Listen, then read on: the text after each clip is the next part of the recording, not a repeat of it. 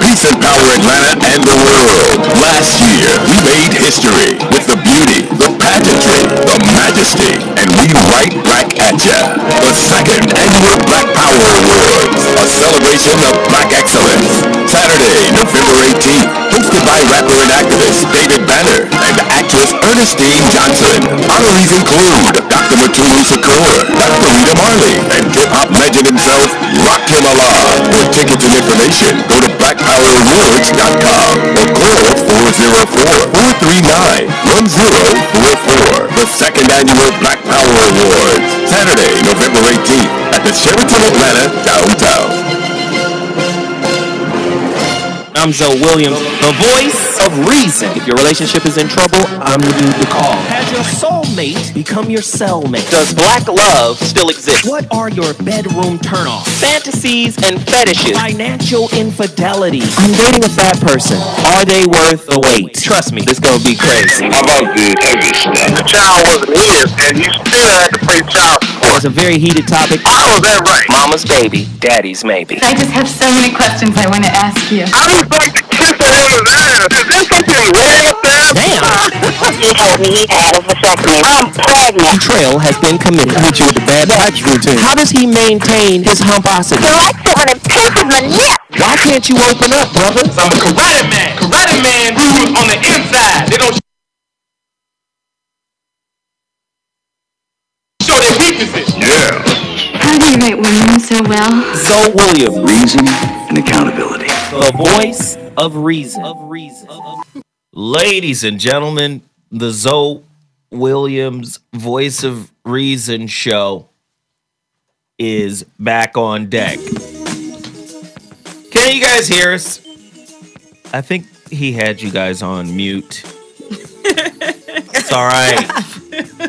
Can you hear us now? Chat room. Funny. The chat room, man. Listen, this is the Voice of Reason on Dash Radio. That's right. Dash Radio is lit. It is. You know what it is. Sometimes you guys have to be on mute. The engineer is doing a damn good job. All right? Stop tripping. He's doing a damn good job. Sometimes you guys gotta be on mute. But you're not on mute now. Is my microphone on? Testing 1 2 1 2. They can hear us. I think the chat room can hear us. Turn me up just a little bit. Thank you, sir. The voice of reason. Man, we about to have shit. We about to have a real tough topic. I didn't come up with this topic. Okay. it was a woman. See, I keep telling y'all, people they be trying to bang on me. Zoe, you be talking crazy. You be talking reckless. And it wasn't me who came up with this topic either. Man, it's a sister who calls in a lot. You know what I mean? It's a sister who calls in quite a bit. But she, everybody's saying the sound is a little distorted. Can we just turn a few things down just to make sure we're all good here? Somebody said everything is perfect. Yay. I like it when motherfuckers get content. Stop complaining. So you already know what I got to do before I even get to the topic. I got to promote some things. I'm going to tell you right now. I had a conversation with the brother from Total Package Energy. Somebody said my mic is too high. Turn it down a little, please. Oh, shit. I had a conversation with the brother from Total Package Energy. Right? These bottles are empty. I believe it. Oh, I believe it too. I love it. The brother from Total Package Energy said, let's make a push to break a sales record. Hey. Okay, let's do it. He said, we close. If people don't understand how good this stuff works, I told you I was going to get you a bottle, didn't I? But I'll be drinking them. I was going to bring one too, my bad. Shoot. I sold like 3 today, actually. Homeless hit me in the Instagram like, is that stuff the truth? I was like, it is the truth. It is. I need to order mine. It is, man. Get my Quincy Jones on. It is, man. Shit, It's real, TotalPackageEnergy.com. I'm telling you right now, get over there, support this company, and don't be afraid to buy 2 cases. Right. 1 case is not expensive. How many bottles come in it? 12. 12. All right? And it comes fast. Yeah, dude, don't be playing. No. We really close to breaking because what happens is we get sales based on the month. Right. So he starts counting, And I like the brother because he was one of the first businesses that said, yo, I'm a partner with you. Right. I don't get a big piece. I get a little tiny piece. $5. Hey. Shoot. 5 on it. But he my guy, and I want to see his company rise. That's right. And so what he does is he donates the $5 per case to the GoFundMe page. Oh, hey. That's what's up. So you better order. So we really, right now. We really want to push you guys to support Total Package Energy. All right? Go there right now. Now, you tried some over the week or this week. Yep. Because you're working out. You got a new regimen, got a new gym. Yes. How was your workout and how did it, get you that? One, let's just not talk about these workouts. Just kidding. No. So one, the secret is I also work overnights and then go to my workouts. So if I didn't have Total Package Energy, I don't think I would have survived the first circuit training session that I had like 2 days ago. So what I was telling people on like Instagram and on Facebook was that I don't like jittery feeling that other like pre-workout things give you. And so this, I feel it within 10 to 20 minutes. I don't get jittery and I'm alert and I have enough energy to do the workout without soreness. So that's what the truth was for me because I don't like that itchy, like anxious feeling that other pre-workout things give you. So if that's what you're looking for, sorry, this isn't it because I don't like to feel itchy and like, I'm strung out. Right, that part. That's crazy. Right. So it does work. Yes. I think that's the only thing that matters. As long as it works, we cooking with grease. Yes. That's right. So again, a lot of people don't understand this Total Package Energy business is a real situation. So y'all should get it. Y'all should support it. And don't be afraid to use it. All right? For sure. Don't be afraid. Total Package Energy. All right. Another deal Ooh, a deal. Should I call it a deal? I don't know. I'm like, I'm frugal. I like a deal. I don't know. Should I call it a deal? What is it? I'm trying to figure it out right now. Let me make sure everything is, because I don't see any meters on my volume over here. Let's just make sure everything is cracking on my iPad, on my... Can you guys hear us? Somebody's saying they want to drink some, so maybe they can't hear us. Testing, 1, 2, 1, 2. I hope our YouTube people can hear us. I don't know if they can, but we're going to see. So, one other connection that I made. Let me just do it like this. Hold on 1 second. Hold on. Oh, the shoes? Is it the shoes? Yes. Hey. Oh, shit. Android Home. Man, these are the business right here. Oh, yeah, I like those. Ooh, and like these little holes right here, all inside of there is like reflective. Like you shine a light on them, it like reflects. It's some weird, it's fly. Yeah, I like that. Black owned business. Yeah, those are right. They're gonna start, I guess how we're gonna say it is the So What Show, powered by Android Home. Hey. He's on deck with us, man. I'm That's trying to blow his brand up. Got a super fly brand. Oh, I see you, Tiff Talk. You in there? Well, I just had to say what up because people kept saying what up. Yeah. YouTube, I need to hear from you guys. Can you guys hear us in here? Can you guys hear us? Just let me know right now, and then I'm going to get to the topic. This is going... I don't even know how to deal with this topic, really. You know, normally I'm like cool, calm, and collected. I know what to say about it. Oh, so you guys can hear me? Okay, good. All right, so we're good. Okay, yeah. You were just testing. Okay, cool. You know, I could have did that too. Yeah, there I am. I could have did that too. Cool. All right. Still. Well, here we go. A sister thought it was very important that I cover this topic. ManHandled. An intriguing look at how women should approach dating and relating to sexually abused men. Why do you look so uncomfortable, though? 'Cause I am. Like, oh, my goodness. Okay. Then it gets even worse.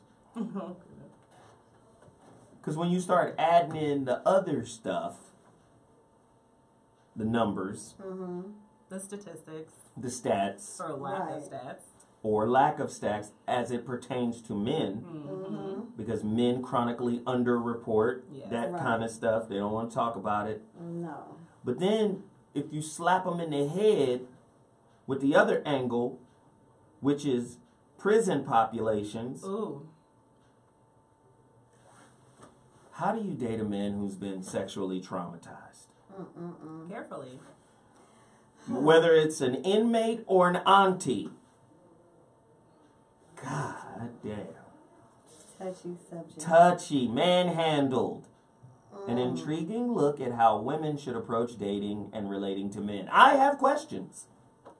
I would love for you guys to call in. 323-230-4610. That's 323-230-4610. What? Looking like no one's calling. Phil is like, oh my God, are we doing this? Listen, I told y'all, no topic is left off the table when it comes to relating. Right. And that's what this show is about. And then on top of that, I want to make the space in the room for the women to be able to share their experience. Maybe you dated someone who was a sexual assault survivor. Because men don't really... You got to be hella close to a man for him to be like, oh, and by the way. Right. my auntie fondled me, Right. or maybe even my mom. Right. Or maybe even my sister's homegirl, Right. who was a, you know, it's, and then you got the double standard, the stigma. The double standard is, nigga, she didn't rape you. You got some pussy. Right. Right. That's the huge problem. You see what I'm saying? So there's that issue. Question: what are the do's and don'ts of dating a sexually traumatized man? We know what the do's and don'ts are for dating a sexually traumatized woman. Are they the same? Call us 323-230-4610. True or false? There is no right or wrong approach to telling a date that you are a survivor of sexual violence. When do you share that? When is too soon? When is oversharing? Wow. Gosh. True or false? If you have ever encountered a sexual violence survivor, please, please, please educate yourself before going out on any dates with them. And to me, here's the big one. Consent. Yes. How does a woman gain consent from a man? We know the process in reverse. Like, don't do nothing she don't co-sign. Don't do nothing she don't sign off on. You got to have permission for everything. But how does that work in reverse when the man is the sexual traumatized survivor? Yeah, this is a tough one. ManHandled. An intriguing look. I know you guys are like, why did you call it that? So, ManHandled. Groped. Fondled. An intriguing look at how women should approach dating men who have been sexually abused.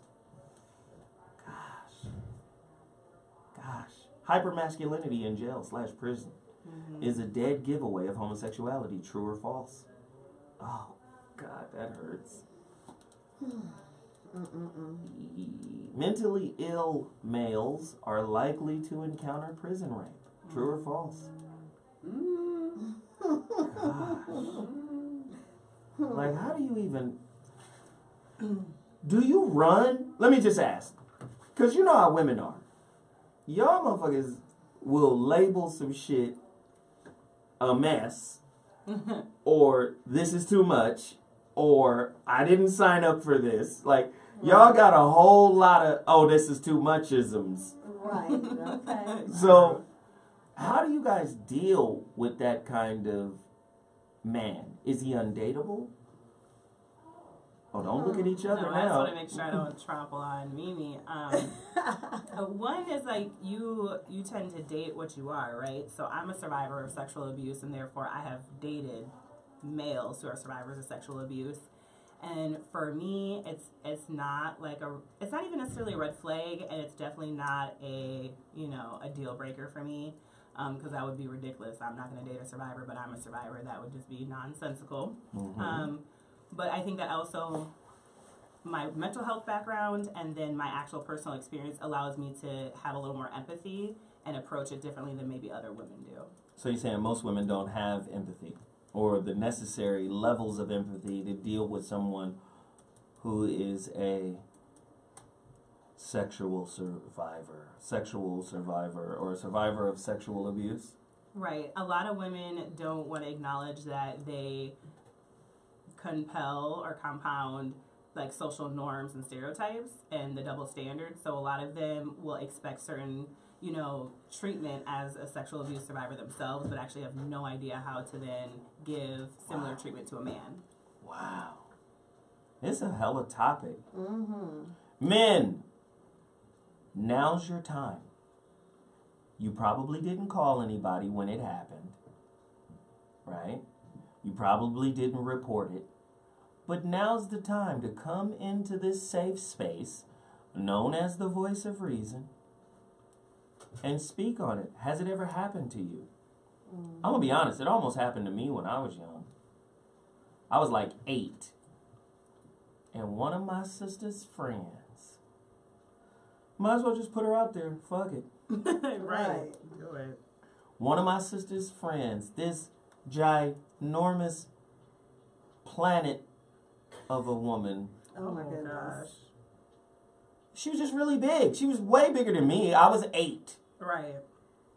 But one thing about a feral human, I was like a wild boy. Remember, I was just a little... You were wild, yes. Bigfoot and wild boy. I was a little wildling, right?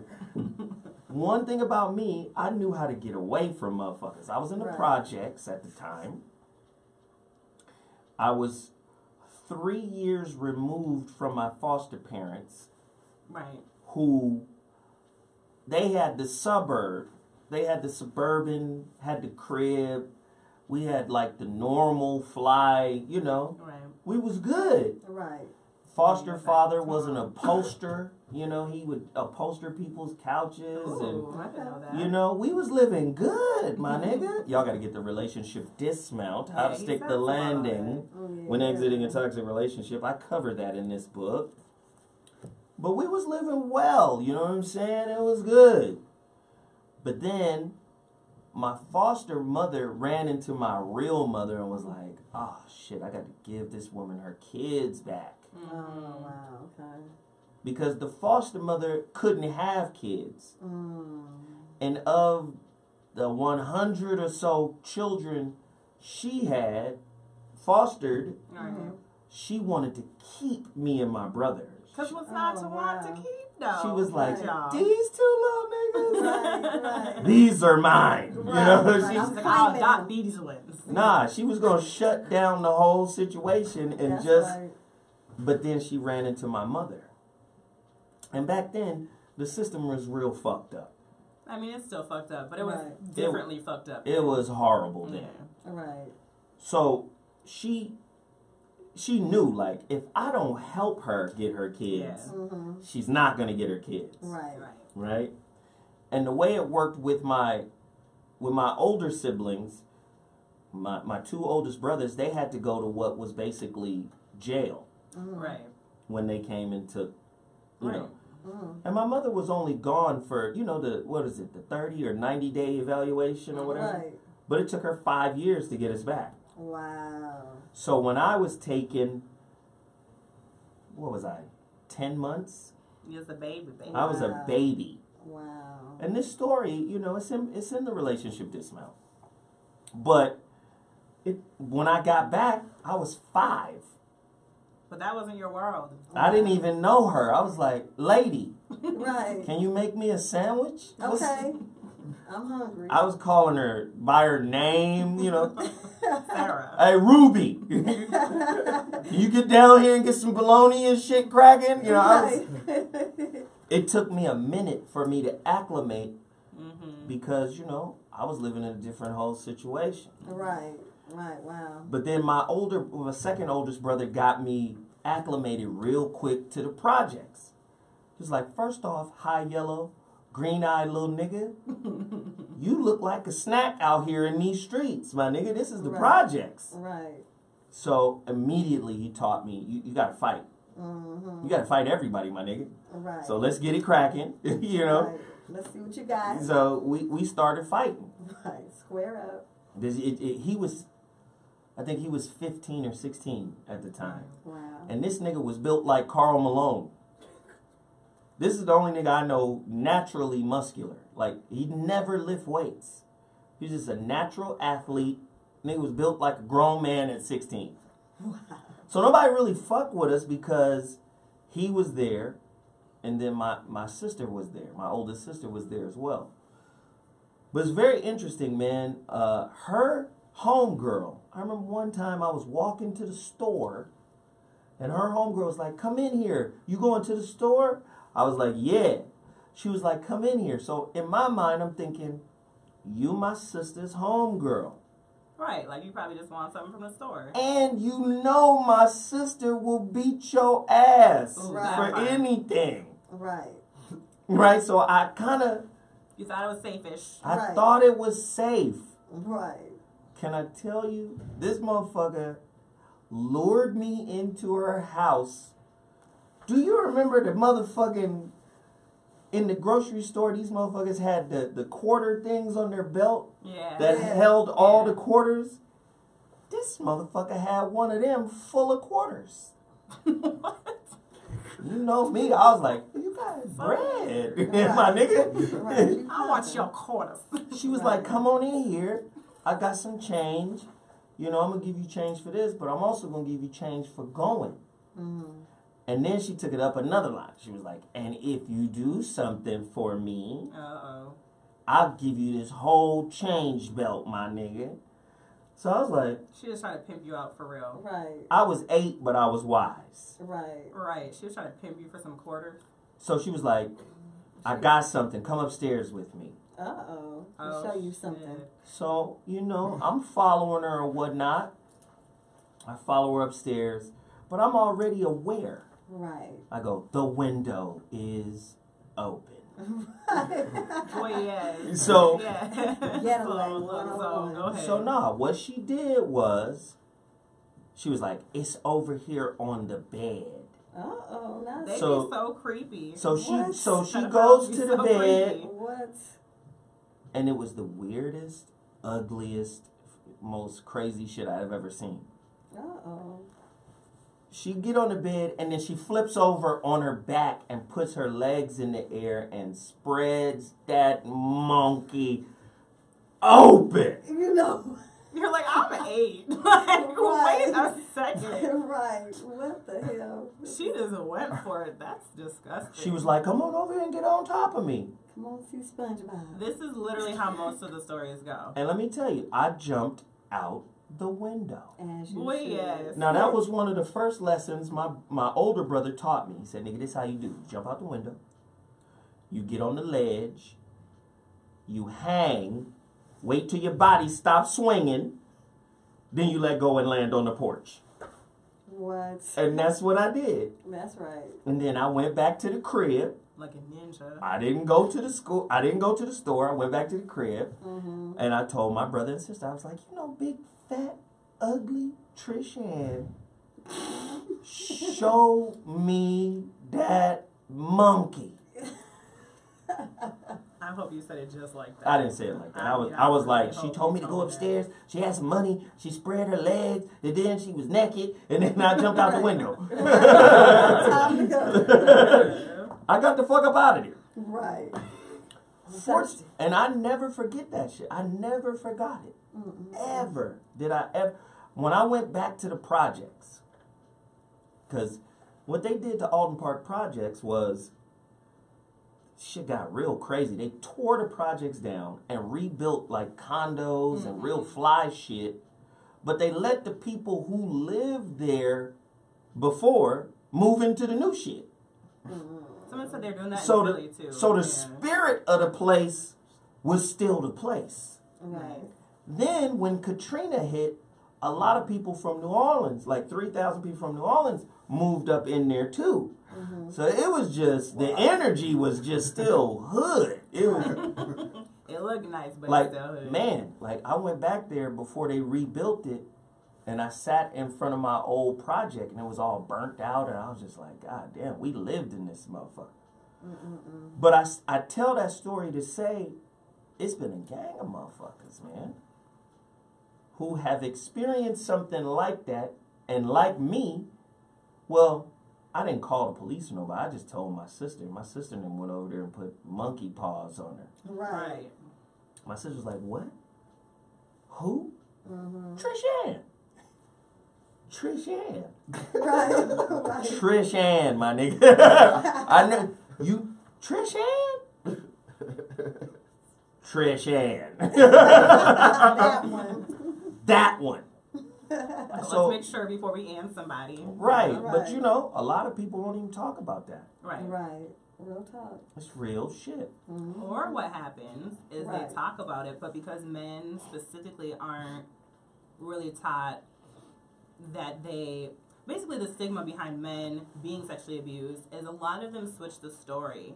And so my experience with a lot of men who have been sexually abused is that usually it's like when they're super young and it's their virginity story, but they just adapt it. So instead of making it sound like someone took advantage of them or forced themselves on them, they just make it sound like you said, like, ooh, I just got some. So like it'll be like they were 10 or 12 was the first time they had sex, but the real story is like what you said. Someone forced themselves on them or put them in a coercion situation where it was like not safe to say no.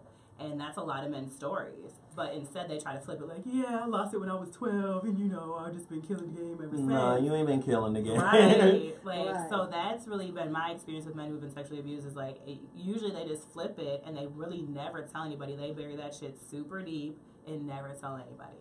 I keep trying to tell people, man, like, talk. Right. Disclose. You can't force them to talk, but you got to talk. Right. Mimi? I have a couple of friends that happened to, but one in particular, it was his mother's friend. And eventually he said his mother knew about it and got mad at the lady, but at first the mother didn't know, and he was like maybe 15 years old. He wasn't young like the age you spoke of, but it was his first time, but she gave him game though. So not only, and she wasn't no ugly woman, so he liked it. You feel me? Because it was somebody who gave him game. It was someone who showed him really like the streets. She raised him basically. She raised him like basically. She gave him hood game, like where it came to money, and then also told him, hey, you don't get with a woman that does X, Y, and Z. So he was before his time. So he was actually schooling other niggas based on the information she gave him because she had already lived her life. Wow. With age comes wisdom and knowledge, and you can't even buy that. But if you got somebody to tell you and then you adapt game, you can go far. And that's what he did exactly. He went far with it. I wonder if I thought she was attractive, that I would have been okay with it. Probably so. Maybe. But I was 8. I don't even know if it. I don't even know. Were you humping back then? Nope. Did you hump? Okay. Did you play hide and go get it? No, I didn't play hide and go get it until I got to Altadena, my nigga. Altadena. That's when it turned up. That's where the hide and go and get it was going. Okay. Altadena flipped that whole shit. I was, what? Dina Love? We out here hiding and getting it? And then some people, you tell them where you go hide at. Look, I'm going to be over there. Exactly. Hilarious. But I mean, I want to hear, man, from some men who are brave enough, man enough, and more importantly, healed enough to talk about it. The number to dial is 323-230-4610. Oh, and by the way, side note, everybody in the chat room right now, if you hit the super chat button, I will shout you out. The super chat button is a $sign located at the bottom of the chat room. That's your way of showing us a little appreciation for the topics, for the show, for the platform that we do. Please continue to support this show. This is how we keep it cracking. This is how we keep it going. Somebody just purchased the relationship dismount, how to stick the landing when exiting a toxic relationship. Thank you so much. If you want to order a copy of my book, Powerful Relationship Workbook, the number to dial is 323-230-4610. Wait, if you want to order a copy of the book, you go to my website, IamZoeWilliams.com. I gave out the number like a weirdo. IamZoeWilliams.com. Click shop, click books, and you'll find it. You can also pre-order the holographic relationship. Let me just say, are men stained by trauma? I mean, people get this trauma thing mixed up. Sometimes they look at trauma as the victim is always a woman. Right, that's a problem. Or like women have a monopoly on victimhood. Right. Or women have a monopoly on trauma or pain or hurt. And men are human beings too. Sometimes we get so caught up in the gender discussion that we forget men are human beings too. And I wonder, how do men process this in light of the social game rules that define them as men? Like, how does a man walk away going, that shit was odd? Like, like if it was an aunt or a babysitter or, you know, because, you know, I don't know, maybe you could help me with this, Tiffany, because they say for women, the person that usually does the abusing or the crossing of boundaries is somebody you know. Right. I'm wondering, is it the same for men? Yeah, the statistics vary for women, but it's like anywhere between 70 and 90% a familial person or someone you already know, someone close to your family. Mostly because, again, it's when you're young, it's proximity and access. So unless, like, you literally were kidnapped, most people's sexual abuse stories are someone you knew beforehand. Wow. Which is why it's so particularly traumatizing and tends to fuck up your boundaries for years later. Because now you have trust issues, who can you tell? And a huge part of it is if you do tell, it's a lot of how you respond to life is how the person you told responds to you. Right? That's ugly. So, like in my case, when I told my mom the first time for familial abuse, my mom actually immediately shut that shit down. Like, boom, done. Out the house, never coming back, never going to be around my baby, period. But that actually impacted my my second abuse story, which was, you know, my adopted brother, who's my cousin. I was like, I didn't tell her because I knew she would kick him out. And I'm like, now you won't have a place to live. So when I finally told her years later, she was pissed. Like, I wouldn't have put you in that situation. You know, you would have been out the house. And I'm like, well, that's exactly why I didn't tell you, right? Because I knew he'd be homeless after that. So, but for men specifically, we haven't given them the language or the tools to process it. So, like, a lot of them, like I said, will have boundaries and responses now that impact life later. And so what we haven't talked about is specifically male sexual abuse. That's what I'm saying. Right. Do men, because you know, they'll say for some women become hypersexual after being abused. Right. Is the same true for men? I think so. I think so. I think especially if there's with somebody who keeps doing it, a repetitive situation with someone older, you know what I'm saying? It opens up, it's like their appetite. I mean, at first you may not want it, but after you get a couple of nuts, I mean, let's just be real, after they, you know, have a couple of nuts and this is someone older doing certain things to you, you're told, you know, you're young, you don't understand it, but once you begin to get those feelings, I believe that somehow puts a stamp on you where when you get that feeling again, you want it, where when you're, you know, when you haven't been exposed to sex, you may not be so... Mimi, you speaking so much truth. Yeah. You just said something so powerful. I gotta stop you. I'm sorry. Okay. You just hit us... For both men and women, for both genders, most people do not factor in the orgasm. Right. The orgasm is what does it. That's like hook, line, and sinker. Like, I know a family member, and they were getting, it was a male-on-male situation, and he was being molested.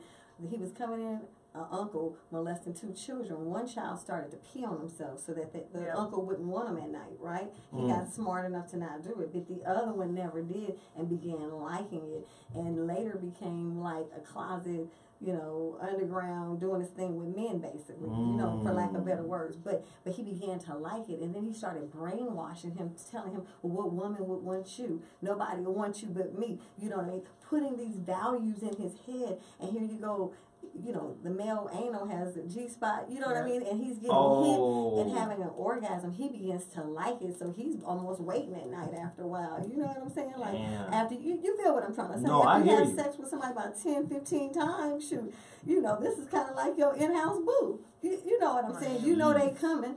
Just like the little boy, one peed on himself. And so, and how we got into the subject, I never knew one peed on himself. I only knew about the molested one. But it's a family member, and I was discussing with someone how it made me feel because it's someone in my family. And the other brother told me, he was like, yeah, well, he did the same thing to me, and I don't like men. He says, I just peed on myself. So there's the 2 differences. One became gay, and the other one loves women. He just peed on himself, so it would never happen again. So it just shows you psychologically what could happen. It just depends on the person. These are 2 brothers, same mother, same father, and both of them did something different in that sexual encounter. Wow. Yeah, there's a clinical term for it. It's called enuresis, and it's actually like one of the #1 clinical signs to check for sexual abuse for clinicians who are working with, you know, like foster kids or mental health issues. What is it called again, the word? Enuresis. Enuresis. Yeah, when, you know, basically wetting yourself past, you know, developmental age that we deem appropriate. So if you see like, you know, 3, 4, 5 and above, you know, who's constantly wetting themselves uncontrollably or specifically at bedtime, like if you have a 7 or 8 year old, female or male, because females do the same thing, it's typically in response to a trauma. But this wasn't a pee on yourself because you have to can't hold it. This is a pee on yourself. That nigga coming tonight. I'm gonna that's what I'm saying. That's what she just said. Oh yeah, okay. Yeah. I got what you're saying. So when they deliberately do it. Yep, and so and not even like some people will deliberately do it, but because if the frequency is so high, your body will just naturally start doing it to prevent it. So that's like what we help parents. So it's like a defense mechanism. Absolutely. Wow. It's like a fucking squid or an octopus who shoots out ink. Right. Here this motherfucker come. Ink clouds. Right. Wow. So if I'm working with, a foster kid and the parents are like, oh, they're 7 and they just keep wetting the bed, one of the things that will let me to investigate, like, were they previously abused, or are you currently abusing them, or is this a medical issue? And you have to weed that out, because some people it's a medical issue, but for a lot of people it's definitely a trauma-based issue. Wow. Ladies and gentlemen, you're listening to the Zoe What Morning Show. This ain't the Zoe What Morning Show. I got so many shows going on. Jesus. It's not even Monday either. Right. Hey, but I'm bringing on new shows. Like tonight, Heart of R&B with Steve Russell and Miss Chalet. Miss Chalet won't be here tonight, but Steve will be doing the show. We bringing in Darius McQuarrie. Oh, hey, that's what's up. From what was the show? Family Matters. Right. Eddie Winslow. Right. He's gonna be in tonight. Man, that show is cracking, man. And I got a few other shows coming too. Of course, Jeff Brown's Inappropriate Hour. It's inappropriate. These topics are crazy. Right? Jeff is wild. And then we got Antonio Moore. Right? His show is dope. Tone Talks. Friday nights. Jeff is Thursday mornings, 11 to 1 p.m. Pacific Standard Time. That's right. Friday night is the Tone Talks with Antonio Moore from 7 to 8 p.m. Pacific Standard Time. Okay. And I'm working on a few other. Wait a minute. I'm missing them. We got a couple of donations. First off, the sister who came up with tonight's topic, Goddess Ayana. Thank you, Goddess. She just donated $10 to the super chat, and she was the one who purchased the relationship dismount from my website. Hello.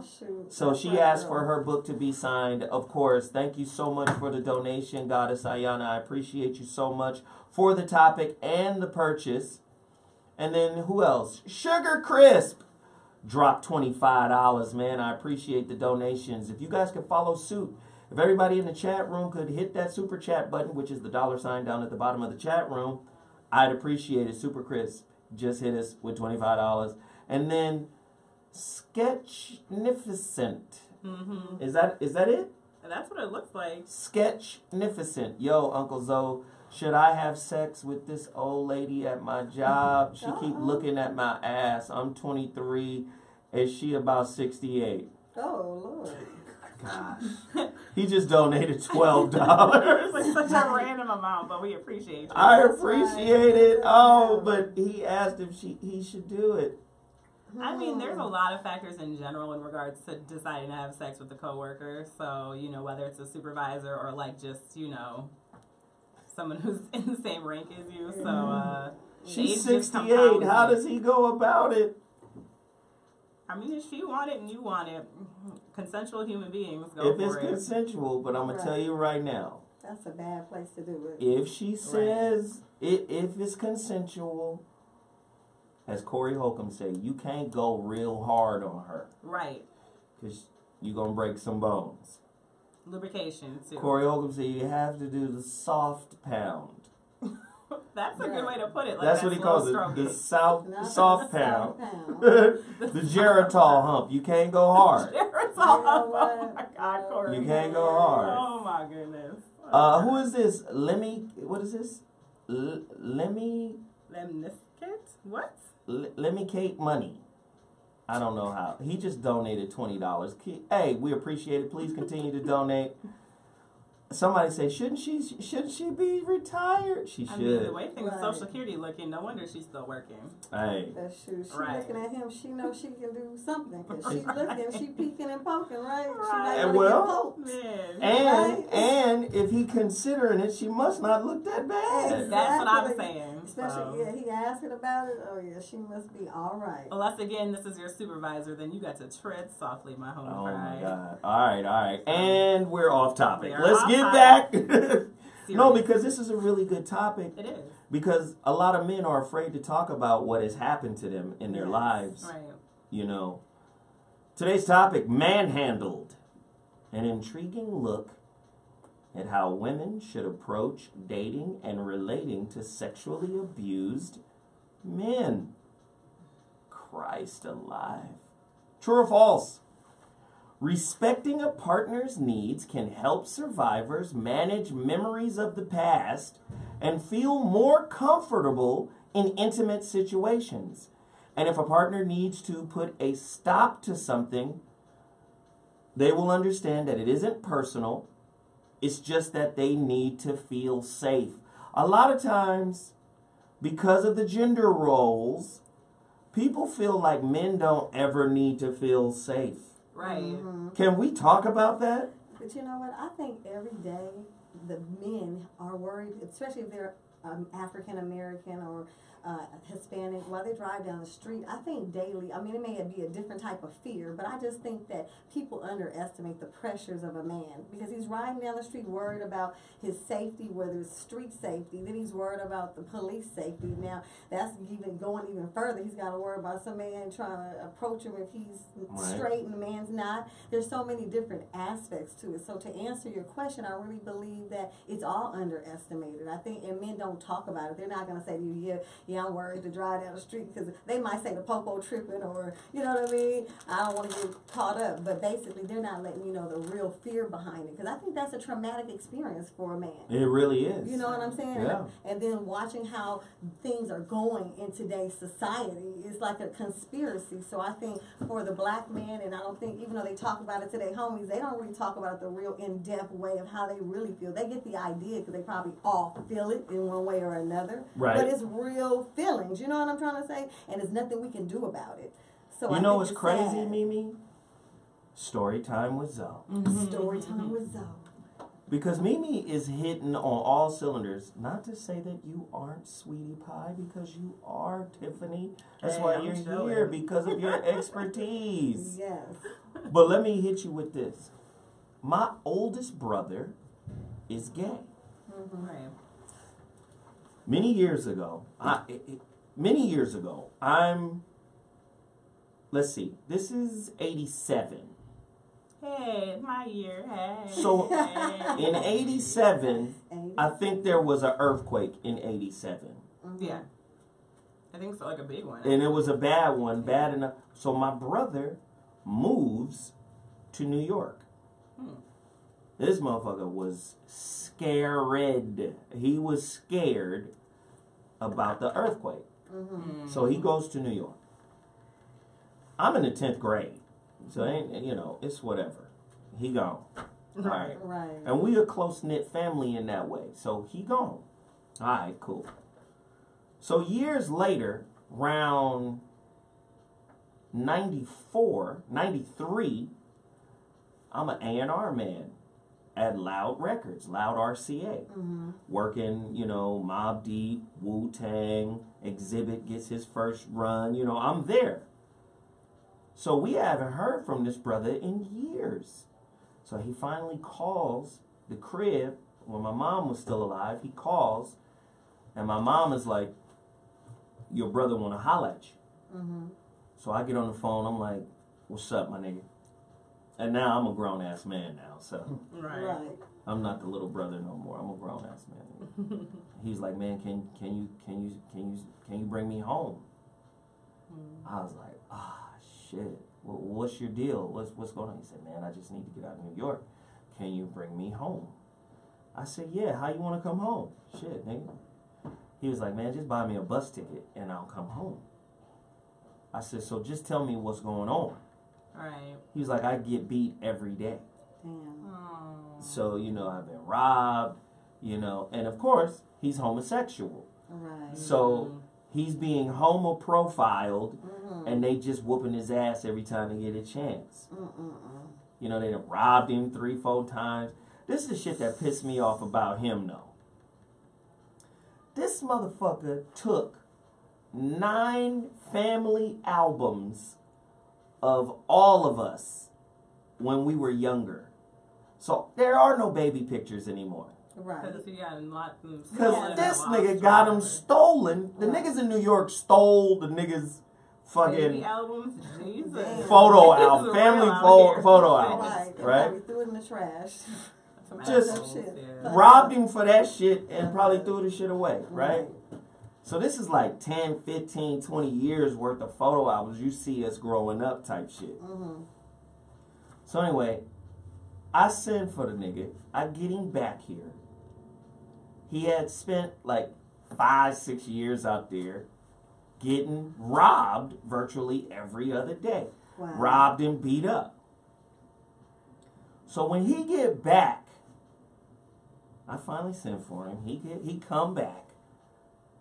Me and my second oldest brother, you read about him in the relationship Dismount. That's the one who was like, nigga, we got to fight. I got to teach you how to fight, my nigga. You can't just be... Right. Nah, nigga. We about to survive out here, nigga.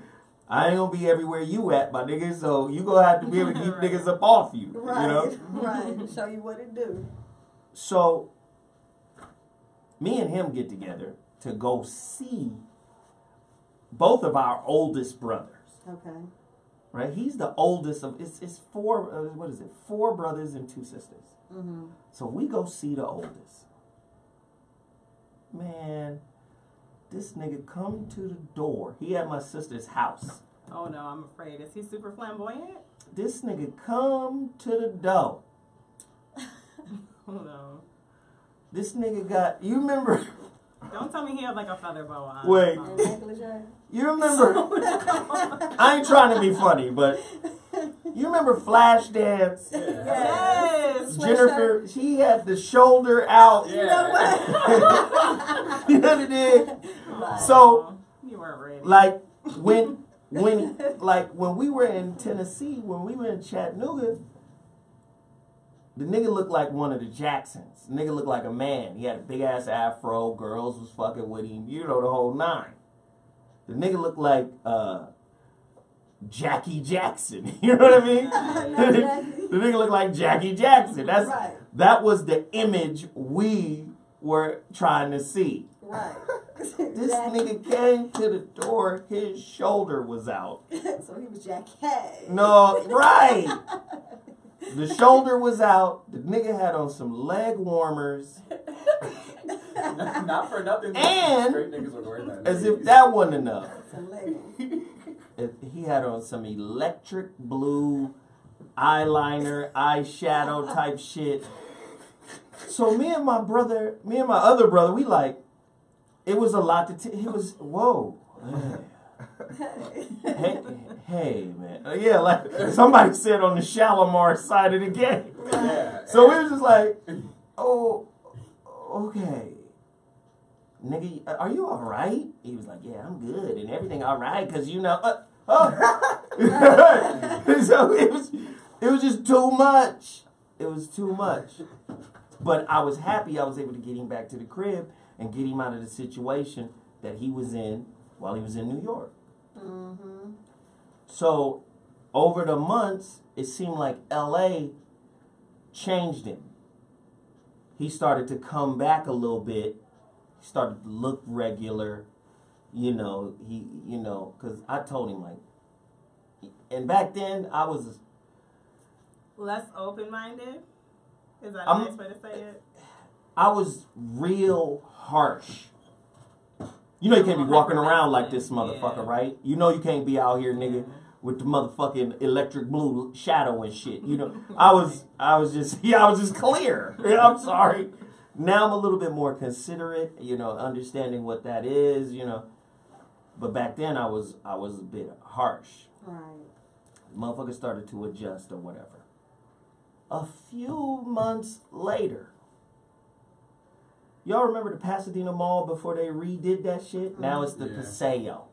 No, I was like not here. You weren't here. But you know, the Pasadena Mall, that was my shit. I was in the mall, my nigga. Right. Hollering at, yes, my nigga. I was out there living my life. It was a real situation in the Pasadena Mall. Like I was handling these eyes. If anybody understand Pasadena got dimes, my nigga. Just, Jesus. Just in the woodworks. Altadena, Pasadena. Give me all the chicken heads from Pasadena. It's beautiful out there. I was raised there in the opulence of the yoniferous. The yoni. Yes, the yoni. Anyway, so this nigga, he getting his life together or whatever, and we talking about being traumatized. Right. He was traumatized by New York. So when he get to Pasadena, L.A., he's starting to adjust. He's starting to get his life back together. He done got up out of the flash dance shoulderless shirts. The nigga that took off the motherfucking leg warmers and the electric blue eyeliner or whatever. He coming back to himself, but he's still getting harassed. So one day I get a call from my mother. My mother's crying. I'm at work, trying to be, Puffy Combs in the 90s. I'm trying to be the next Puffy. Right. I'm an A&R guy. I'm busy, Hollywood, doing my thing, and young. So I'm fucking. Oh God. I really hope that actually pertains to the story. It doesn't. Gosh. To let us know though that was his. No, I'm just saying, just the memories of it was just. You just listen for a second, okay? Right. I'll give you that. It was on fire, my nigga. It was okay. Cool. I'm back. So he calls. Your mom's crying. Mom's is crying. Your brother's in the hospital. I'm like, oh shit. So, me and my other brother, the second oldest, me and that nigga, we like friends. Right. And families are weird, man, because they get you into shit and they start talking to you about shit that, like for me, I see everybody. It's all love. We family, it's all love. Like, but this nigga's in the family that don't really fuck with other niggas in the family. Right. And my brother, who I'm super tight with, Pisces nigga, he don't fuck with everybody. Right. He like, nigga, you my friend. You my brother, but you my friend, nigga. Right. He's the one who taught me how to play who. And he like, nigga, I ain't fucking with all these other niggas. Right. I be like, but they... No, he think like me. I'm like, family. Like, people are like, blood is thicker than water. I'm like, no, because I don't like some of these motherfuckers. Right. Do you understand what I'm saying? It's all about how you do. I love you, but I don't like. You underdid? Yeah, honey, I don't play when it comes to that. Limited. So me and that nigga together, we rolled to the hospital. We always together. We rolled to the hospital to see my oldest. Motherfuckers was harassing him at the fucking mall. He was on the second floor. No, don't. My heart hurts already. The nigga jumped off of the second floor balcony to get away from them. Broke his knee. Knocked out all of his teeth. Oh my God. It was fucked up. So, and the shit still hurts me to this day. Damn. Yo. Because when I walked in back then, remember what I said? I was younger. I was like, nigga, you fucked yourself up worse than they was going to do. You should have let them beat you up.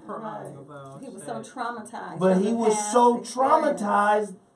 You understand? Fight or flight, and he really took flight. He was like, fuck it. It made sense for him to jump over the fucking balcony. Right, because he had anxiety. He probably almost had a panic attack when he saw him. He's like, I'm going to get the fuck out of here. No, he really had PTSD, because he probably had got his ass beat so many times in New York that he just fucking took off. Right. So, the shit even talking about it, like, really fucks me up because, that's your older brother. You love him. That's your people. And then when you find out, like, oh, you gay, then you go through this, then this is what it means to be gay, then being gay, a black, male gay person or whatever in America, as if that's not enough, then the trauma that comes along from being. So a lot of times people don't understand, like, Man. what you go through as a man, whether you're gay or not.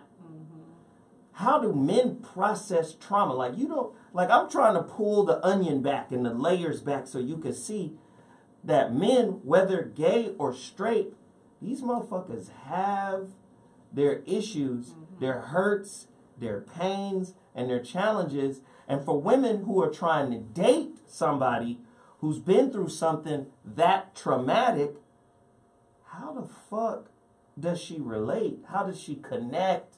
Right. How does she help him process? It's not really her job. No, you understand what I'm saying? No and yes. Like, if you're going to be a good partner, you have to, again, empathy is really important, but your ability to listen and create a safe space, like you said. One, men aren't just running around saying, like, I need to feel safe, obviously. But there's things you can do to create a safer space. So I think for me, because I am a survivor and I'm able to articulate my own boundaries and quirks because I'm a survivor, like, I'll just let you know because, you know, my first incidence of abuse was the person had alcohol in their breath. So I prefer not to have sex with people who have drank a lot because I'm like, that might just trigger me and, you know, and it has in the past. So I'm like, I just prefer you, you know, even if it's a mint or brush your teeth or whatever, like, I prefer you not to smell like alcohol if we're going to be sexual. And so I'm able to tell people that so they know up top why that is.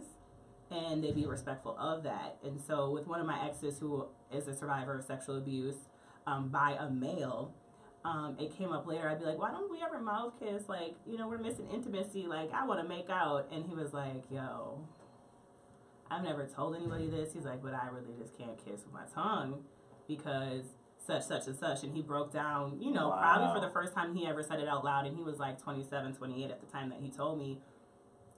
Because when he said he tried to tell his mom one time and she didn't believe him. It was an uncle, like a step uncle. It was his stepdad's brother. And so when he told me the story, and then there was another incident where it was like, yeah, like his stepdad's sister, like his step aunt, the two situations, those people used to make him kiss them. You know, and he's like, he's like, I can't. And as soon as he told me that, I was just like, all right, we're just going to adjust our definition of intimacy. We don't got a tongue kiss. That's wild. Like, I'm not going to push that on you. As a survivor, I know what those triggers mean. Like, some people be like, let's work on it. We can just work on it. Like, there's exposure therapies where people are like, no, face your fear. Just do it. Nah. I have enough empathy to be like, no, that's gross. I'm going to leave that one alone. So, really quickly, let me ask you about boundaries. How do you set realistic ones? How do you work with somebody who is a sexual abuse survivor to create boundaries? What are realistic ones? What are unrealistic ones? Talk to me about it. Well, like I said, I have a filter of like what I went through to process my own boundaries, so I'm able to like kind of have that empathy for other people. But when I talk to people who maybe have not had sexual abuse and their partner has, I really tell them like, be honest about what you can and cannot have. So, and don't be afraid if that's a deal breaker for you. So, like, if your abuse partner tells you, like, you know, I don't want to do these positions or do that or have that kind of sex because of my past, and to you that's something you need.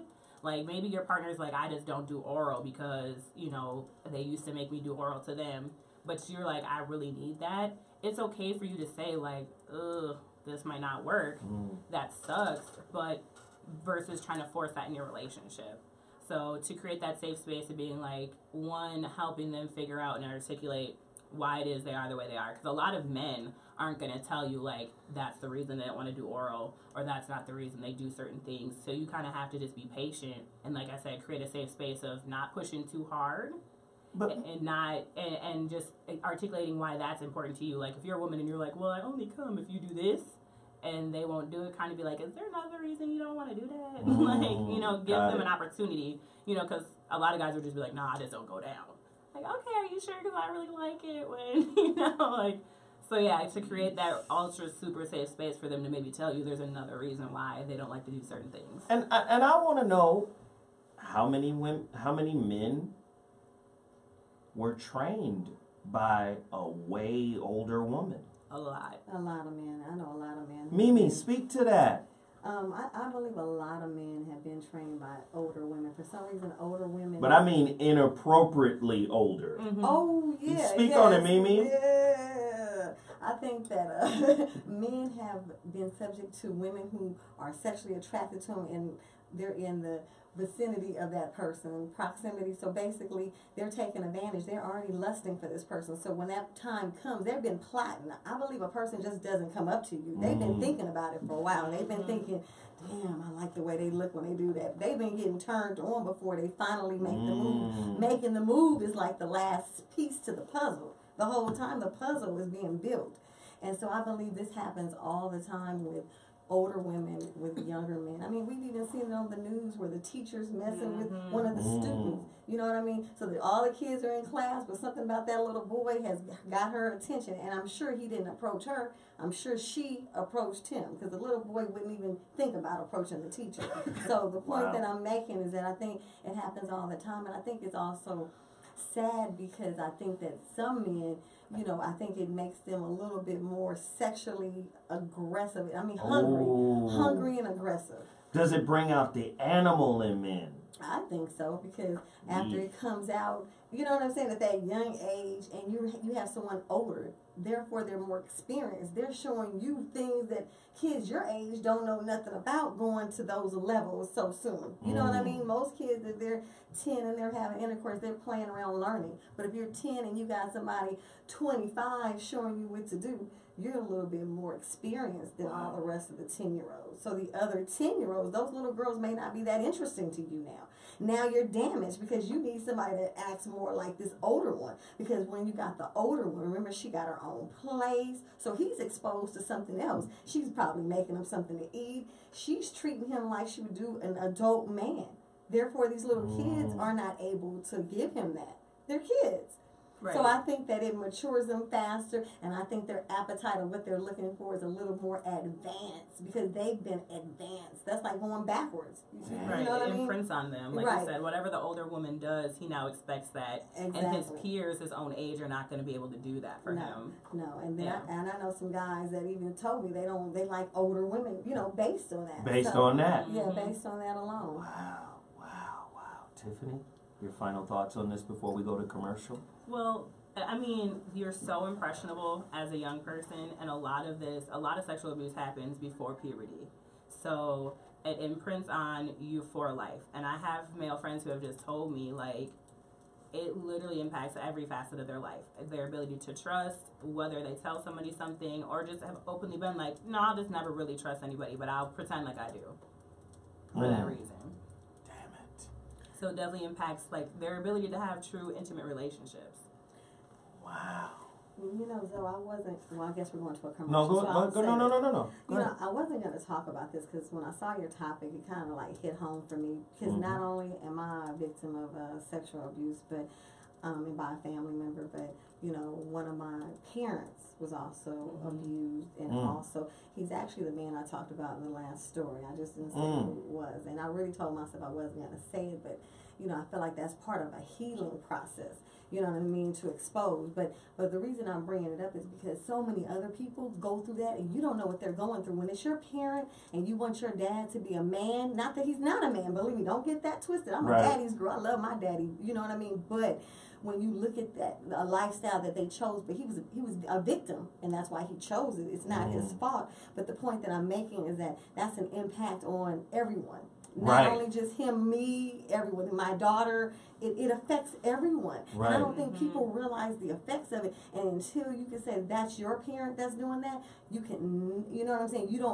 Can't understand how that feels. It really is a deep hurt. Right. You know what I mean? But I love him. Don't get it twisted. I accept all that comes with him. Right. You know what I'm saying? But it's a deep pain because it's like, dang. You know what I mean? Now, he went through that.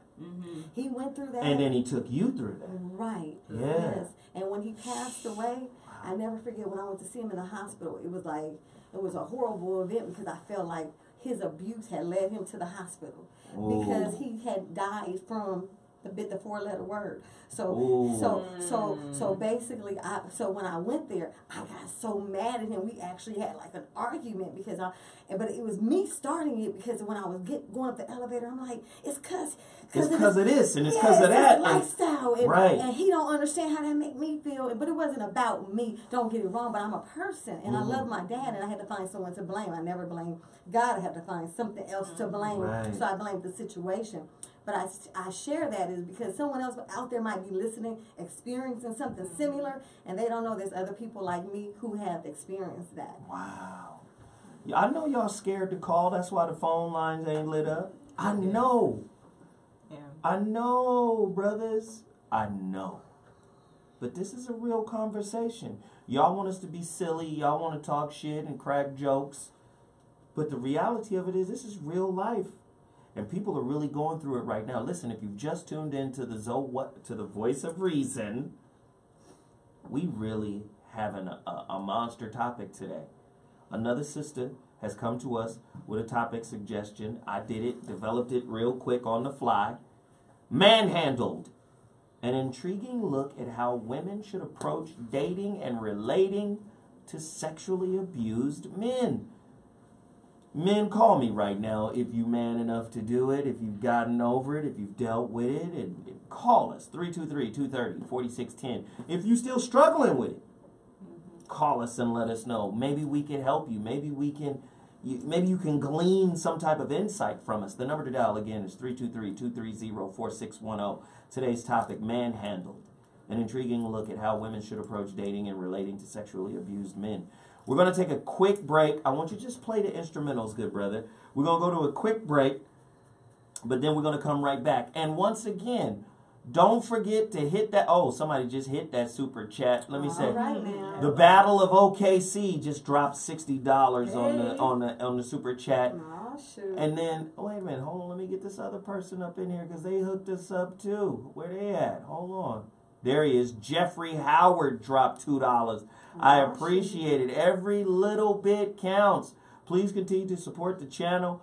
Anybody who donates, I'm going to shout you out if I see your name come across the screen or if one of my co-hosts brings it to my attention. Please continue to support this movement. Thank you so much. We're going to take a quick break. We'll be back at 2.2 Dash Talk.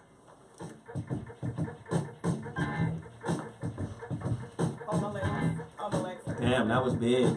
No, I was going to say, I know a few people who have been baby trapped by the molesters, right? Because they're young and she's old, right? And so that's why I said, like, they'll lie and be like, oh, I just lost my V card to, an older lady, but really was like, nah, you were 12, son, and she molested the shit out of you, right? And baby trapping, because clearly it wasn't working for that older lady to get another man, right? So, like, I've known a few dudes where, like, that was basically the situation. Like, they're 14, like, trying to get baby trapped by, a 45-year-old. Like, okay, wait a minute. Yeah. What is this really?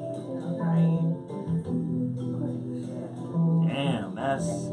So that's why, like, on some real shit. You dropped a bomb. Let me say something. My uncle came to me one time. He was like, I want to let you know how proud I am of you. He says, you've been raised from place to place. Your mom left you. Your dad was gay. And you made it. And that's why that's why the book is so hard for me to write. Because you know what happened with the baby's daddy. So when you already know. When I'm writing this shit, I'm almost ready to cry here. I'm like 10 seconds from crying, but I'm too strong to cry. But you know what I'm trying to say. No, I feel like, you. It relives the pain of it. Because people look at gay as just being gay, but if you're the child of that person, right, and your friends figure it out, oh, your dad's gay, but my dad was fine as fuck. So really people didn't know unless they knew. Does that make sense? Right. Like unless they found out some other kind of way. Right. He hanging out looking like he the man, like he was fine. Like I'll bring a picture, fine as hell. And all the ladies wanted him, but he liked the dudes. You know what I'm saying? I was the only kid he had. You know what I'm trying to say? He wasn't interested in the ladies, but he was molested to feel that way. So that's why I'm saying there is like a conversation about nature versus nurture. Like there are some people who are just born gay, but then there is this environmental factor of like how, feeling orgasm from a person of the same sex when you're young can like kind of rewire the whole situation. Yeah, it's a whole problem. I don't think they're like mutually exclusive though. You know what I mean? No. So the thing is like you can be gay and not have been molested, but there's a lot of gay people that are like gay or you as can a be gay result. and you have been molested and you're just like super tortured consistently because you don't even know how to have regular relationships. Yeah. Your first relationships were with men and they were fucked up and you still liked them for some reason. Yeah. So, Right. Well, like for me, like I dated a bunch of girls who had real bad daddy problems. But like I didn't realize, like I was literally like picking these bitches up. Like you're like, oh, this is my type. Yeah, because like fucking I had super bad abandonment issues too and shit like that. So it's like you just like wait, what you are. You're like, oh, do I have daddy issues? Yes. That's why I bring them to shit. I kept dating girls who would emotionally abuse me, but like I had no idea that, like, you know what I mean, I was literally signing up for girls who could not process emotions on a way that wasn't abusive. All they knew was abusive, you know what I mean? But I was like, here, I'll save you, but don't burn me, nigga. I'm trying to spare you. Like, hey, it doesn't work like this. Don't try. So you can't save someone drowning if they don't, like, you know. Wait, relax. Exactly. So you just carry you. Like, stop trying to take me under with you. Relax. Let me carry you back. Like, Ladies and gentlemen, the voice of reason has returned. Heavy topic today. I just wanted to show you that we got range. A lot of people have to sift through some of the silliness and funniness and language or whatever, because how we normally deliver it, you know, it covers the whole palate, sweet, sour, savory, you know, it covers everything. But today, it's been a little bit more somber because we're talking about a subject that is rarely discussed.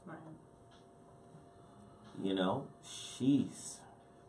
The sister gave me the topic. I couldn't believe it. ManHandled. An intriguing look at how women should approach dating and relating to sexually abused men. Sometimes our ideation of manhood gets in the way of our ability to empathize. Right. Well, shit, nigga. Shit happened 20 years ago. You should be over it by now. Man up. God damn. Where your nuts at, my nigga? You be like, what? Right? What makes sense in context for a woman sometimes doesn't make sense in context for a man. Right. Meaning, it makes sound sense to say to a woman, there's no timer on when you get over it. Right.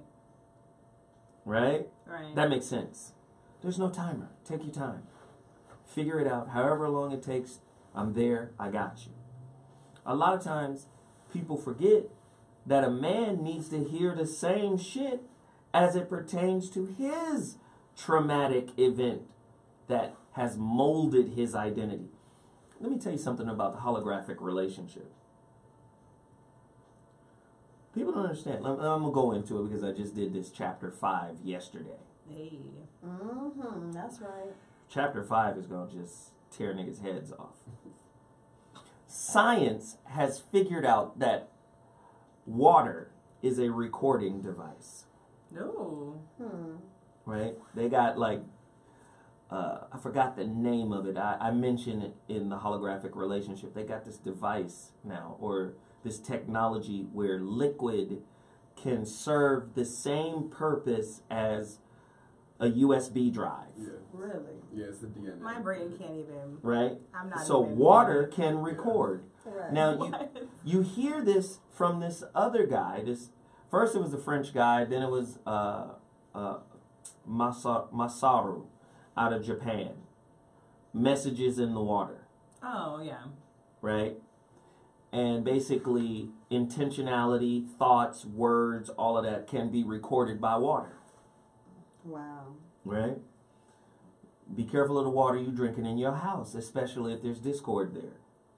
Oh, because true. What the brother did was he did shit like, I'm a write love on this bottle of water and I'm gonna tape it and put it in the refrigerator. You know, basic stuff. You can look him up. He got all types of little experiments. Studies he did, yeah. So he has some rice sitting in water. You know, he told 3 different little containers of rice and water. One, he told you thank you. The other one, he said I love you. The other one, he didn't say nothing to. He was indifferent. Mm-hmm. And then the other one, he was like, I hate you. So the I hate you rice rotted. the indifference rice, the rice that, we have a society of ghosting motherfuckers. Of indifference. Indifference to a whole bunch of people. Right. That shit rotted worse than the I hate you. Yeah, indifference will cause Indifference is even pain. worse. Yeah. Right? Then the thank you, I think it was either I love you or thank you, it produced perfume. Really? Okay. Aroma, hey. So what we're starting to find out is water records. Nice. Now, as I broke down in the holographic relationship, nigga, you 75% water. Right. So your body records. And you've recorded the trauma. This is why you can't get over it. Right. This is why most motherfuckers heal in geological time. Seems like it takes forever for you to get over some shit. Right. Right? And then I posited this idea. What I love about Masaru's work is he showed the water crystals. He showed the water crystals. He showed Satan. The water was jagged, looked, broken up. It looked dark and murky. It looked fucked up. He showed love. He showed angels. And the shit just turned into pristine crystal ice. It just was beautiful. Some old fly shit. What was so interesting about all of that? This is what I found. You can cleanse the water in your body. Yes. And cleanse the trauma. How, Zoe? Meditation. Prayer. Yes. Mindfulness. Yes. See, people don't understand that. Even like the imagery and affirmations. The water in your being must be cleansed. Yes, I agree. The holographic relationship is about to be crazy. I'm so I'm trying to tell you. I'm stuck on chapter 7 right now. So of the relationship dismount. Yeah. And actually, I probably have to go back and start over. But when I tell you, this shit's about to be crazy. Go order your copy of the holographic relationship, pre-order anyway, right now at IamZoeWilliams.com. Just click the pre-order, you'll see it. Pre-order it right now. But I'm telling you, I break down all the new technologies using water as a recording device. Hey. I break down the history of Masaru. I break down the French guy who found out that water is a recording device. And then I likened it all to the water in your being. That's big. Shit's about to be crazy. But you know what? That kind of goes with as a man thinketh, so he is. Exactly. So you are the water, and as you're thinking, so as your life going into that path that you chose for, whether you're saying I can't make it, then you're not gonna make it. Well, see, that's the biggest part of this book. Right. Because the biggest part of this book is basically telling you have the power over the traumatic event. Absolutely. The weakness in most people, and it's not their fault, is that they are identifying with the victimhood that comes from the traumatic event. Agreed. But you know what's important to do, and I practice it daily? I try not to look in the rear view mirror because I cannot change what's in the rear view mirror. What I can change is what's in my path, what's on my road. And so I make sure that I live my life like that, because if you live your life thinking about all the negative things that have happened to you, you actually can go into a serious depression. Like that can actually take over your whole being, because, and you know what I'm saying? You will actually take your own self out from stress. So it's just important that you stay focused, stay with a clear mind, and expect blessings. Even though you may get lemons, make lemonade. Yeah. You know what I'm saying? Yeah. Get your little absolutely. sugar, stir it up, baby. It'll be all right. You stir up your That's sugar. actually Put it over some ice, some water.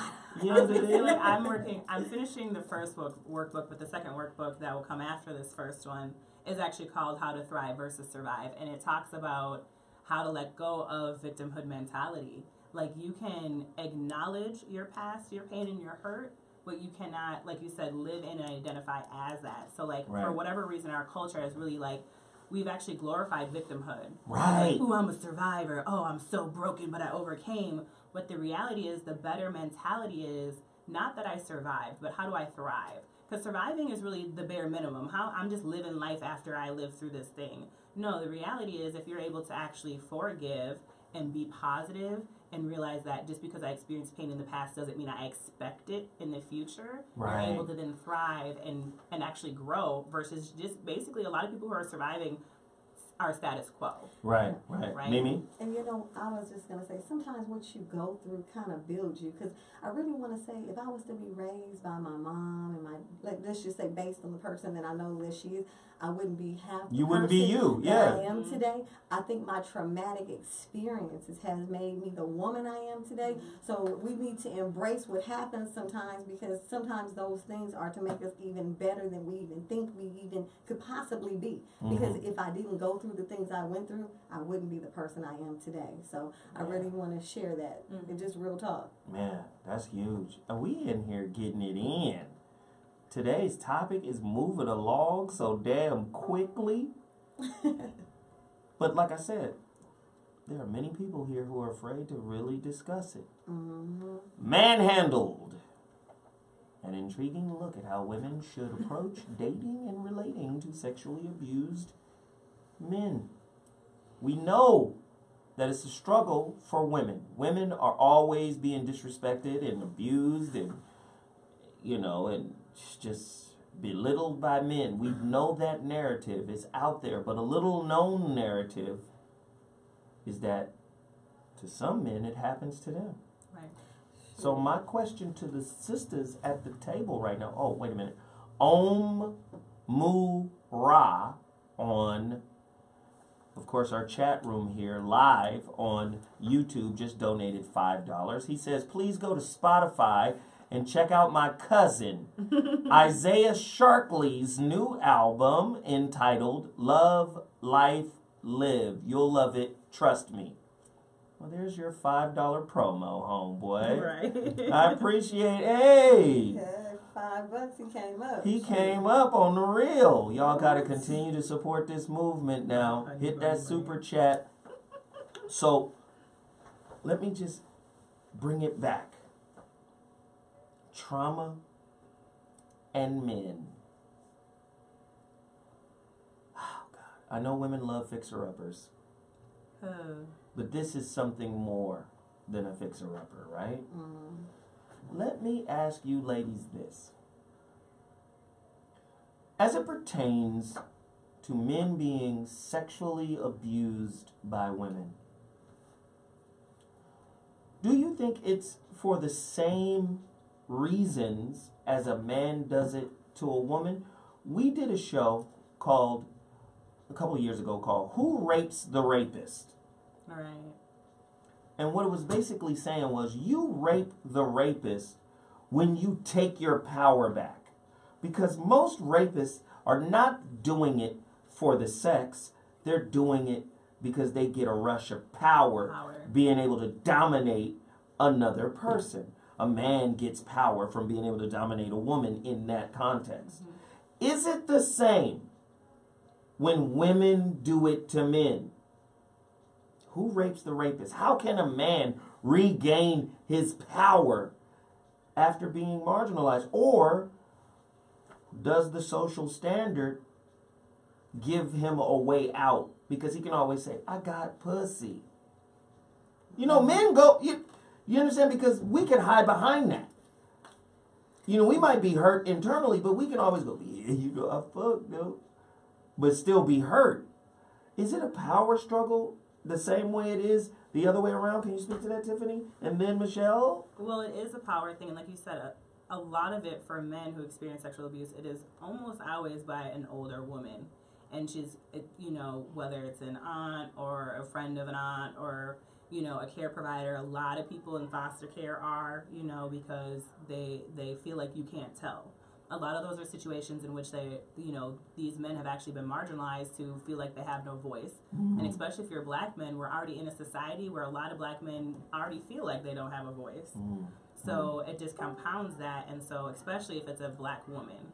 So I know you know, one of my brothers was through foster care, and he actually just is not attracted to black women because he was molested by so many black women in foster care. So like he married a white woman and I know that's the reason, because it was like he just cannot tolerate like PTSD of black women. I'm gonna say this. Women molested him in foster care. I'm gonna say this. I'm gonna throw it back to Mimi, man. The universe looked the fuck out for me, man, because I was a baby. Wow. When my brother, the brother that is right next to me, he's only 10 months older than me. You read about this in the relationship dismount. When they came and got him from the orphanage, my foster parents, which later becomes my foster parents, when they came and got him from the orphanage, they took him home with them, and for the next month, he's telling them, he could barely talk. The nigga's only 10 months older than me. But he's saying, I want my little brother. I want my little brother.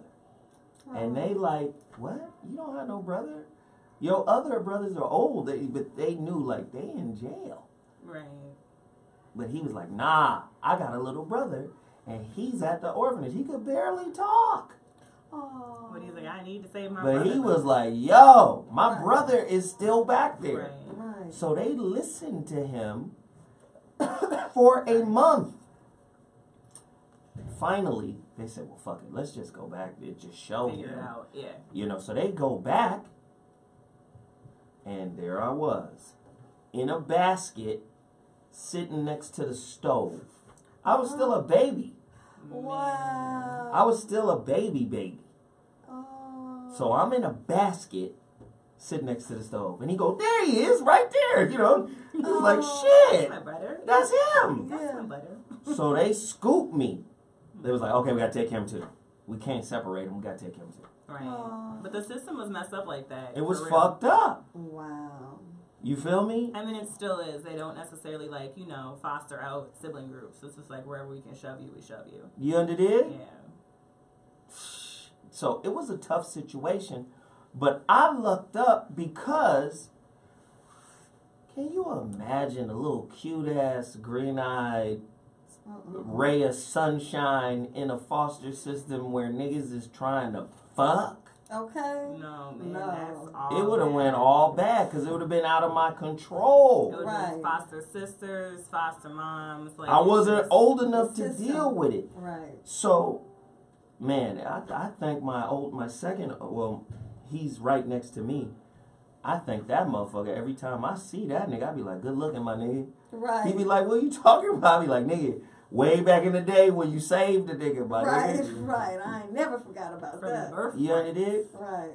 And what's beautiful about this whole situation, man, is I got a chance to go back to Chattanooga and see the foster parents before they died. Oh, that was a blessing.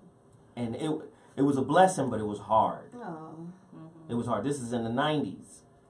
So I'm like mid-20s, whatever. And I go back. My son is born.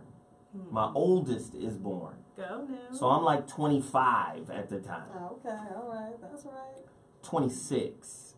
So I go back. As soon as I walk in the door, they old now. They fucked up. They in living assisted living. Nigga, it just hit like a ton of bricks. Mm-hmm. You know, I walk in that motherfucker and they just start crying. Oh. Like, this nigga grown. He here. Oh. So it was fucked up, but it was cool. Right. So my foster mother got a pacemaker. She on the walker. You know. Because they were probably old when they took you. Already. They were. You know, yeah, they were old back then. Right. So the whole thing. Crazy shit. How this story goes though. Story time with Zoe once again. I'm there. I'm with my ex-girlfriend at the time. They're like, well, you know, she can't sleep with you, baby. We got a room for her. Right. That's right. And y'all met in the hallway in the middle of the night. You understand? It was my girlfriend at the time. I like that too with one of my exes, yeah. But nah, what she did was, she was like, what do you want to eat, baby? She's like, I'll make you some fish and grits and eggs. Adorbs. She got in there and cooked them up or whatever. And she's old. Wow. Like, don't do none of that shit. Right. I'll get the food. I'll cook. You know, she's like, no. Because this is what she did. This is what she does, yeah. And she pulled out a fucking family album. Was like, this is for you. I've been holding on to it. You know, I hadn't seen him in like. Wow. I left when I was 8. Wow. So I was 25. That was the first time I had seen him. Damn. 26. That was the first time I had seen him. She was like, here's the family album. So there's a bunch of pictures of me and my brother when we stayed with her. All the Christmases and us as little kids and shit. Shit was cool. Right. I'm telling you, my story is the Fresh Prince of Bel-Air in reverse. Right. We started our lives in the suburbs. Then went to the hood. Then had to go to the hood. We didn't start in the hood and then go there. It was in reverse. But the crazy shit was, I had a great time with them. I stayed with them for like a day. It was just a day. My foster father, this nigga just couldn't talk. Right. He was in his 90s or 80s or something. He's really old. He just couldn't talk. He just cried the whole time. Oh. He just cried the whole time. He was just like, man, I'm proud of you, man. And you know, he says a lot of kids don't make it out of here, and coming from where you came from, and we did our best, and you know, me and your mother wanted you. Yeah. That's he talking about the foster mother. Right. Like, you know, we wanted you now. I said, yeah, I know that. I just wanted you to know that we wanted you. Aww. But we had to give you back, but we wanted you. You know, they was expressing that. They were hurt themselves. Because they were hurt. Right. Yes, they were like, that's our baby. You understand? That's how they saw it. Good. Yeah. Right. It doesn't always feel good. They was never cool with that. Right. That's why I had to let you know. Exactly. Now, I leave. 2 weeks later, I get the phone call from my foster mother that my foster father died. Wow. Yeah, but great you sound before that. And she just was a mess. Because she was just fucked up. That was probably her life partner. That was her dude. That was her guy. Yeah. Right. She was a mess. And then 2 weeks after that, she died. That's not uncommon. Yeah, they die of a broken heart. They're like, who wants to live without their life partner? Right. But before she died, the brother next to me was able to get down to see them. Aww. So we both got a chance to catch up with them before they checked out. Oh, that's what's up. Shit's cold, man. A lot of people living with a lot of shit. Right. And a lot of times people are looking at what you have on a social level. Right. And they don't understand what you have on a spiritual level. What kind of baggage, whether it's packed or unpacked, whether it's packed neatly, or whether it's just thrown in a spiritual sack and dragging with them. Right. Do you understand what I'm saying? When you get into a relationship with somebody, you are also getting into a relationship with their stuff. Right. And usually their stuff is compatible with your stuff. Yes. In some way, shape, or form. Right. Your stuff is always compatible with somebody else's stuff, whether it is conscious or unconscious. Right. That shit syncs up. And that's the work people are talking about in relationship. Sometimes we get it twisted. We think the work is how we gonna split these bills. Right. Well, that's part of the work. And the sad part of that work is that's the superficial part of the work. Right. The real essential part of the work is the work I'm describing right now. Ladies, you probably with a motherfucker who's traumatized right now. Yeah. Doesn't know how to fucking articulate it to you. You think it might be you just by the way he's acting, or you think he crazy or something wrong, or something might be wrong. He just might be bereft of the tools necessary to be able to open up and let that shit flow. Now, there's a reason you in the relationship. Right. And it ain't just because you chose him or he chose y'all or y'all chose each other. There is a spiritual contract that is always signed in every relationship. Or you wouldn't even recognize that person. You walk right past them. Right. Something in them is connected to you and has a beneficial, there's something beneficial in it for you. Right. And it ain't got to do with how much money they got or where they are in life, their status and all of that shit. There's some real shit involved that could change your life if you figure out a way to embrace it on your end. Right. Oh, man, this is some heavy shit. That's big right there. Well, I was going to say, you had asked before, how does a woman, you know, like really be in a relationship with a man that's been sexually abused? And I think that's really the key, is vulnerability. You have to present, you know, an environment and an opportunity where you have first been vulnerable to them. And so many women are also equally closed off and have their walls up, so these men are not sharing with you their deepest, darkest secrets because they know you haven't shared yours. Ooh, and reciprocity. Really, yeah, definitely. And so that's where, like, for me, sharing like deeper tidbits, just more than like I share on the radio or whatever, with people when I'm in a relationship with them or feel that's the case, to be able to share, you know, my insecurities or, you know, like my true trauma stories and why, you know, I responded certain ways that I did or whatever, it allows them to then be vulnerable too, because now I've shared something I haven't shared with somebody else. And again, a lot of the stuff I talk about on the radio, I tell people is like superficial to me. Like, it seems like deep shit for y'all, but like these are stories I've told over and over again. Whereas, you know, when I'm in an intimate relationship, they get a different layer of it. You know, peel back the onion. And so for me to be vulnerable to them allows them to then be vulnerable to me. And for women, women don't like to be first. You know, they'd be like, I don't want to say the L word first. I don't want to lose that power, right?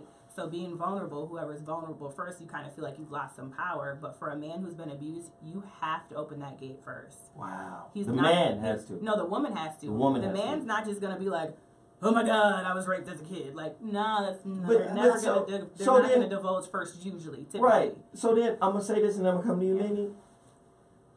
So now put it in context. Amanda sells her statement. Don't come to a relationship with this unconditional love shit. That's between you and a parent. Don't come here in your feelings, my nigga. Do you understand? Remember I said, think about it. If you take unconditional love off the table for men, what type of monster you're asking to interface with? If you take the prospect of, this could be my ice princess, she gonna love the fuck out of me, she got my back, she down like 4 flat tires. Do you understand what I'm saying? Because love encompasses all of that. If you take that off the motherfucking table, this is what I'm saying. You don't know what people are carrying. You don't know what people are walking with. And you make the relationship purely transactional, you could be in some real bullshit. You feel me, Mimi? No, I totally agree with what you just said. I kind of lost track of what I was going to say a moment ago, but I just want to add this to the equation. I think when people come to you and they tell you their intimate secrets, they have to trust you. Because you could tell, some people talk too much. Like, I had a homegirl, she tell all her business. I don't tell her all mine. You tell your stuff, girl. We ain't cool like that. So I said, we cool, but I don't tell everybody my business. I feel like when I do it, I feel led to do it. So I'm saying all that to say, I think if a man breaks down and tells you something that happened to him sexually, and men are very, very strong, or they want to appear to be strong, I think that that's someone that they come to, that they feel like, I can trust this person with this information, because I don't think that you can trust everyone with your information, because, you know what I mean, some people use it against you.